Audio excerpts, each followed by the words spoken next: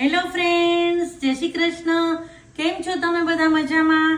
આશા રાખું છું કે તમે બધા મજામાં હશો. આજે લંચ થાળીમાં બનાવવા છે ટમેટો રાઈસ, બીટની રોટલી અને મકાઈનું શાક બનાવવું છે.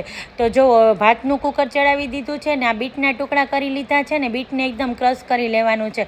ક્રશ થઈ જાય ને પછી આને લોટમાં જ સીધું મેં ગાળી લીધું છે એટલે એકદમ સરસ બીટનો ટેસ્ટ પણ લોટમાં આવી જાય. હવે જો સરસ લોટ બંધાઈ ગયો છે. લોટને કૂણપ આવે એટલે સાઈડમાં મૂકી દઉં છું. મકાઈ બાફવા મૂકી દીધી છે અને મકાઈમાં સ્વાદ પ્રમાણે મીઠું તો નાખી જ દીધું છે પણ પછી આપણે બીજું નાખશું.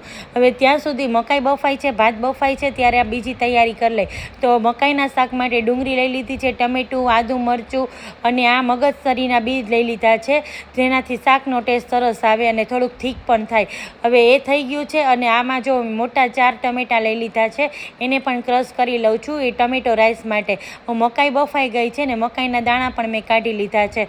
જો તમને બતાવ્યું. હવે મકાઈનું શાક કરવું છે, તેલ મૂકી દીધું છે તો એમાં જ મેં પાપડ તરી લીધા છે અને હિંગ મૂકી દીધી છે. સૂકા બધાય મસાલા નાખી દીધા છે, તમાલપત્ર, સૂકું મરચું, લીમડો, હિંગ મૂકીને શાકનો વઘાર કરી લીધો છે અને જે પેસ્ટ બનાવી છે એ જ મેં તેલમાં નાખી દીધી છે. હવે જો બીજા આપણે બેઝિક મસાલા હોય એ કરી લઉં છું. હવે સરસ ગ્રેવી પાકે ને ત્યાં સુધી આપણે ચલાવી લેવાનું છે. 1 ચમચી નાખી દીધી છે મલાઈ, કારણ કે મકાઈનું શાક ક્રીમી હોય ને તો જ સરસ લાગે. અને અડધો ઘૂંટડો પાણી નાખી દીધું છે. ઉપરથી કસૂરી મેથી નાખી દીધી છે અને ગરમ મસાલો. પંજાબી શાકને પણ ભૂલાવી દે તેવું આ મકાઈનું શાક સરસ મજાનું ક્રીમી બને છે ઘરે જ.